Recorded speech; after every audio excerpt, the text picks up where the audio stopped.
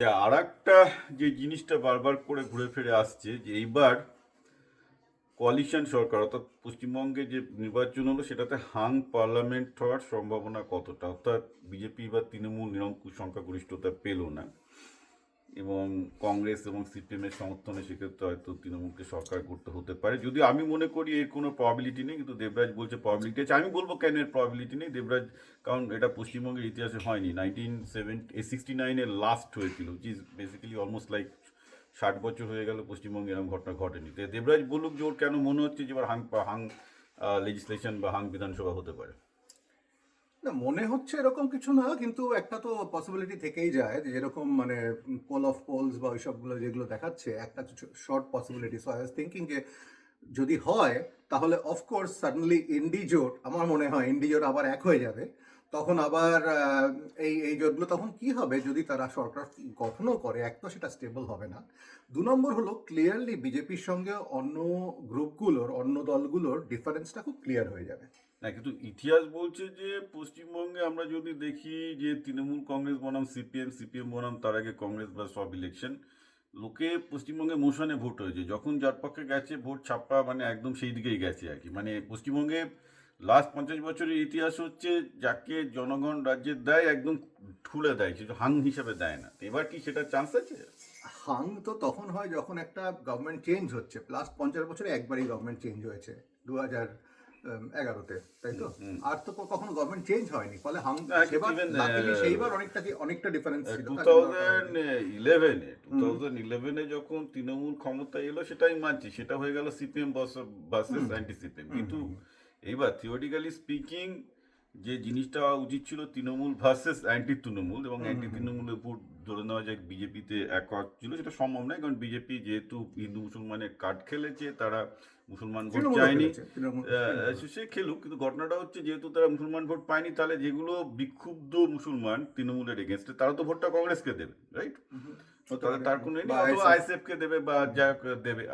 তো সেক্ষেত্রে even on logical ground কি আদৌ হাং পার্লামেন্ট হওয়ার চান্স আছে? কারণ হাং পার্লামেন্ট হওয়ার একটাই শর্ত যে কংগ্রেসকে অন্তত 15 থেকে 20টা সিট পেতে হবে, সিপিএমকে 5 থেকে 10টা সিট পেতে হবে। কারণ কংগ্রেস সিপিএম মিলে গোটা 20-30 না পেলে হাং হওয়ার চান্স খুব কম। খুব কম অফকোর্স, বাট আমি এটা একাডেমিক্যালি অন্তত ভাবছি যে এরকম যদি হয় সেরকম সিচুয়েশন, তখন আমার আমার ধারণা তখন আবার ওই সেকুলার সেকুলার বলে এই কংগ্রেস না না, সিপিএম সেটা যদি হাং সবার দিকে হয়ে যাবে। পার্লামেন্ট হয়, I agree with you, that part is logic. যে যদি হাং পার্লামেন্ট হয় তাহলে তৃণমূলকে বাঁচাতে কংগ্রেস এবং সিপিএম তৃণমূলের পাশে দাঁড়াবে, উপায় নেই কিছু। দ্যাটস দ্যার অনলি সোর্স, কারণ তাদের কাছে বিজেপি অনেক বড় শত্রু, রাইট? কংগ্রেস সিপিএম তো আগেও জোট করেছে, কোনো অসুবিধাই নেই। আর কংগ্রেস তৃণমূল তো একই জায়গা থেকে আসছে, তো যখন খুশি জোট করতে পারে, তো অসুবিধাটা কোথায়? একমাত্র সিপিএম তৃণমূলের মধ্যে প্রবলেম হতে পারে, সিপিএম সেক্ষেত্রে বলবে বাইরে থেকে সাপোর্ট দিচ্ছে, তো হতেই পারে। That is not a problem. এবং শুধু তাই নয়, এবার ভোটের আগে যেটা হয়েছে, একটা ঘটনা বলি। ভোটের আগে মোটামুটি সিপিএম এবং তৃণমূল সমর্থকরা কাছাকাছি আসার চেষ্টা করেছে, এবং তৃণমূলের সমর্থকরাই সিপিএমদের বলেছে যে আপনারা আমাদের উপর ক্রুদ্ধ, তাই বলে কি একদম মানে বিষ খাবেন, মানে বিজেপিকে ভোট দেবেন? এটা এখন হচ্ছে পশ্চিমবঙ্গের হচ্ছে গ্রাউন্ড পালস, আমি বলছি আর কি, this is what happen. Unfortunate সেটা, কারণ কারণ সেকুলার কথাটার মানে সবাই জানে না। সেকুলার সবাই ভাবে কি সব ধর্মকে ইকুয়ালি আমি ভালো বললাম, সেটাও সেকুলার, আসলে তা নয়। যদি কেউ ডিকশনারিতে গিয়ে দেখে, সেকুলার শব্দটার অর্থ হলো separation of church and state. মানে কোনো সিভিল ব্যাপারে কোনো সময় ধর্মের কোনো ধর্মকেই, সব ধর্মকে ইয়ে করতে হবে না। এখন একমাত্র একমাত্র পার্টি যে ইউনিফর্ম সিভিল কোডকে সাপোর্ট করে সেটা হলো BJP, and uniform civil code is secular. হ্যাঁ, হেল্পিং কিন্তু অল কিন্তু হিন্দুজ অ্যান্ড হ্যাঁ, মুসলিমস ইজ নট সেকুলার। কিন্তু বিজেপির বিরুদ্ধে তো অভিযোগটা শুধু সেকুলারিজমের নয়, প্রবলেমটা তো অনেক জায়গায়। এক হচ্ছে তারা হিন্দি চাপিয়ে দিচ্ছে, নাম্বার টু হচ্ছে যে তারা বেসিক্যালি ফেডারেল অর্থাৎ স্টেট গভর্নমেন্টের ক্ষমতা কেড়ে নিচ্ছে, যেটা আমার মতে অ্যাকচুয়ালি বিগার প্রবলেম। লোকে সেকুলারিজম ওই অ্যাঙ্গেলে দেখে, but I think that struggle of BJP versus Trinamool is actually national পুঁজি, মানে national capital versus local capital. কারণ আমি বলছি, যদি থিওরিটিক্যালি বিজেপি পশ্চিমবঙ্গের ক্ষমতায় আসে, যেটা হবে, আজকে কিন্তু পশ্চিমবঙ্গের সমস্ত ক্যাপিটালিস্টিক ডিসিশন কলকাতায় বসে হয়, যেহেতু তৃণমূল ক্ষমতায় আছে, সেহেতু বেসিক্যালি চোর চুরি হোক, ইনভেস্টমেন্ট হোক, যাই হোক, কলকাতার ডিসিশন মেকার। ইনভেস্টমেন্ট ইনভেস্টমেন্ট আছে, ছোট স্কেল ইনভেস্টমেন্ট আছে, বড় স্কেল ইনভেস্টমেন্ট নেই, বাট যাই হোক না কেন, সে টাকা মারুক আর টাকা ইনভেস্ট করুক, ওটা কলকাতাতে বসে হচ্ছে এবং ছোট ছোট লোকাল পুঁজিগুলো পাচ্ছে। কিন্তু বিজেপি যে স্টেটগুলো জিতেছে, যেমন আসাম, বিহার, যখনই যেতে সেখানে ন্যাশনাল পুঁজি অর্থাৎ আদানি এবং ন্যাশনাল পুঁজি অনেক বেশি ঢুকে যায়।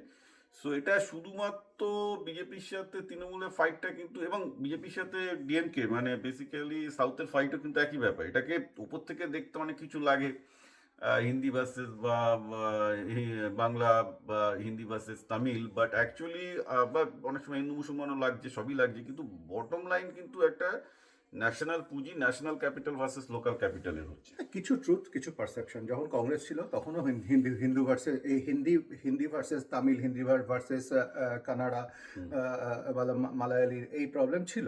কারণ কি, তো সবসময় national party, north Indian party, Congress হোক বিজেপি হোক, নিজের থেকে একটা করা হয়। কিন্তু কথা হলো যে একটা পারসেপশন আর আরেকটা হলো ট্রুথ। ট্রুথে কি ধর বিজেপি যেমন Hindu favouritism, to some extent Hindutva favouritism, এগুলো truth in the sense BJP তাই তাই বলে আসে। কিন্তু কখনো কি কোনো সময় রাদা সেটাকে, সেই পারসেপশনটাকে, ওই যে তামিল আর হিন্দির পারসেপশনটাকে না, কিন্তু পলিটিক্স ভুল অপটিক্স করার আছে। আমার একটা বক্তব্য, Optics আছে, আজকে যে 296টা প্রার্থী বিজেপি দিয়েছে, তাতে একটা মুসলমান প্রার্থী নেই কেন বিজেপি? এটা তো প্রশ্ন যে কেউ তুলবে। তো দ্যাট ইটসেলফ প্রুভ যে বিজেপি মুসলমান ভোটের দরকার নেই, and that's a very rude statement. যেখানে আমাদের প্রায় 30% মুসলমান ভোট, তাহলে কেন লোকে বিজেপিকে ভোট দেবে? I don't understand. না, সেটা তো অ্যাবসলিউটলি, সেটা তো যেখানে ধর যদি কোনো মুসলিম অধ্যুষিত জায়গা হয়, যেখানে যেই পার্টি ধর কাশ্মীর বা সেরকম স্টেট হয়, সেখানে তারা হয়তো হিন্দু পার্টি দেবে না সেখানে, কারণ হিন্দু ইয়েতে ক্যান্ডিডেট সেখানে জিতবে না বলে। That is natural.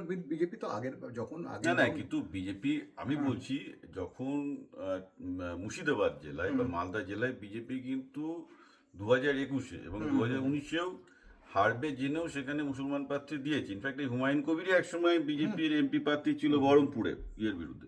তো প্রশ্ন হচ্ছে যে একটা সময় বিজেপি যখন আসে, যখন অ্যাকচুয়ালি বিজেপিকে মুকুল রায় তোলার চেষ্টা করছে, মুকুল রায় যেহেতু মুসলমান নেটওয়ার্ক খুব ভালো ছিল, তখন কিন্তু তারা প্রচুর মুসলমান প্রার্থী বিজেপি ফিল্ড করেছিল। এই prove to be a more less a national প্রার্থী, হয়তো সংখ্যায় কম ছিল। কিন্তু এখন যেটা হচ্ছে 294টার মধ্যে 294টাই তো দেখছি হিন্দু প্রার্থী দিয়েছে, এবং মুর্শিদাবাদের অনেক বুথে তো তার জন্য ওরা দিতে পারেনি। ইনফ্যাক্ট ওরা মানে অনেক জায়গায় মালদা মুর্শিদাবাদে ইনফ্যাক্ট 50% জায়গায় পরিষ্কার বলেই দিয়েছে যে দেবো না, এজেন্ট দিতে পারেনি। তো এইভাবে একটা পোলারাইজেশনের জন্য তো একটা উইলিং মানে পোলারাইজেশন না, আমার কাছে হলো এটা, আমার কাছে অন্তত এটা পোলারাইজেশন না। পোলারাইজেশন হয় তখন যদি আমি আজকে ব্রাহ্মণ ভাতা আরম্ভ করি, আমি আজকে মৌলভী ভাতা আরম্ভ করি, আমি আজকে এই ভাতা, যখন স্টেটের পলিসির মধ্যে রিলিজিয়ান ঢুকে, রিলিজিয়ান বেসড পলিসি তৈরি করি, ওপরে তোমার অপটিক্স বলা, নিচের লেভেলের লোকেরা কি বলছে কিচ্ছু আসে যায় না। সেটা দুদল, কংগ্রেসও যেখানে মুসলমান সেখানে মুসলমান হবে, ওয়াইনাডে গিয়ে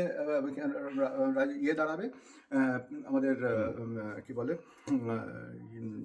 কংগ্রেস দাঁড়াবে, আমাদের সবাই করবে, প্রত্যেকের জায়গায় জায়গায় গিয়ে তারা সেরকম বলবে। কিন্তু ফাইনালি পলিসিতে কে ঢোকাচ্ছে? পলিসিতে কিন্তু আমি দেখছি যে অন্তত বিজেপির সেন্ট্রালের পলিসিগুলো, সেগুলো কিন্তু কোনো রিলিজিয়ান বেসড পলিসি নয়। সেগুলো আমি মানছি, কিন্তু এটার তো কোনো সন্দেহ নেই যে অ্যাজ এ পলিটিক্যাল পার্টি ওরা মুসলমান ভোট চাইছে না, তার মানে 30% ওখানে ছেড়ে গেল। আমরা আবার ব্যাক টু ক্যালকুলেশন, কারণ আমরা যদি এখন ম্যাথামেটিক্যালি ক্যালকুলেট করি, তাহলে দেখবো যে বেসিক্যালি যদি মুসলমান ভোট কেউ কোনো পার্টি না চায়, তাহলে হাং পার্লামেন্ট লিটারলি পসিবল না। একটা মোশন হতে পারে যে সব হিন্দু ভোট বিজেপির দিকে গেল, তার জন্য জিতবে, অথবা যা অ্যাজ ইউজুয়াল তৃণমূল যেটা পায়, মুসলমান ভোট পাচ্ছে, সিন্ডিকেট ভোট পাচ্ছে, সব মিলে তৃণমূল মানে বিজেপি সেই আবার সেই হয়তো 50-60-তে পড়ে গেল। This is only two possibility, because BJP এমন একটা খেলা খেলছে যেটা এসপার বা অসপার। এখানে কিন্তু হ্যাং পার্লামেন্টে কোনো চান্স খুব একটা বেশি থাকছে না। That is the main problem. ঠিক কথা, ঠিক কথা। ঠিক আছে।